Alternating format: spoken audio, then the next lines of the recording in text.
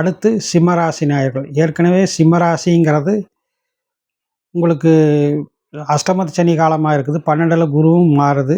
இந்த இந்த அமைப்புகள் அவ்வளோ சிறப்பாக இருக்குன்னு சொல்ல முடியல. ஆனாலுமே கூட உங்களுடைய ராசி அதிபதி 10ஆம் இடத்தில் திக்பலத்தோடு, அதற்கு பிறகு 11ஆம் இடத்துக்கு பயிற்சியாவது 2மே சிறப்பான நிலையில் இருக்குது. அதன் காரணமாக உங்களுக்கு வருவாய் நல்லா, வருமானம் எல்லாமே அற்புதமாக இருக்கும். வருவாய் நல்லா பிரமாதமாக இருக்கும். உங்களுடைய முயற்சிகள் வெற்றியடையும்.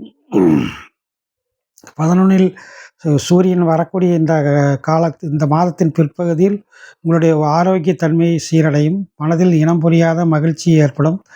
வாகனம் வாங்கக்கூடிய யோகங்கள் சிலருக்கு ஏற்படும். கடன்கள் சிலருக்கு கிடைக்கும்.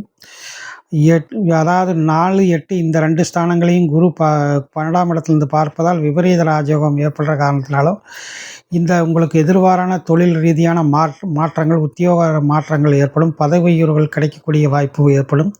அஷ்டமத்து சனி நடக்கிற காரணத்தினால உங்களுக்கு கிடைக்கக்கூடிய பதவி உயர்வுகள் மேலே உங்களுக்கு ஒரு திருப்தி இருக்காது. கொஞ்சம் அன்சாட்டிஸ்ஃபேக்ஷனாக தான் இருக்கும். இருந்தாலும் பதவி உயர்வு என்பது தற்சமயம் கிடைக்கும். கிடைச்சதை நீங்கள் வேண்டான்னு சொல்கிறதுக்கும் வாய்ப்புகள் உண்டு. 12ஆம் இடத்துல விரயத்தில் 10ஆம் அதிபதி வர்றது அவ்வளோ சிறப்பான இல்லை. தொழில் ரீதியாக சில மாற்றங்களை செய்ய விரும்புபவர்கள் இந்த மாதத்தில் தாராளமாக மாற்றங்கள் செய்யலாம். அஷ்டமத்து சனியின் காலம் என்பதால் சற்று நிதானித்து செயல்படுவது நல்லது. நீங்கள் ஒன்று நினைக்கும் போது அது வேறொன்றாக நடக்கக்கூடிய சந்தர்ப்பங்களும் ஏற்படும். அவ்வப்போது அதுவும் பிரச்சனையாக தான் இருக்கும். ஆனால் அதே சமயத்தில் 11ல் சூரியன் இருக்குது.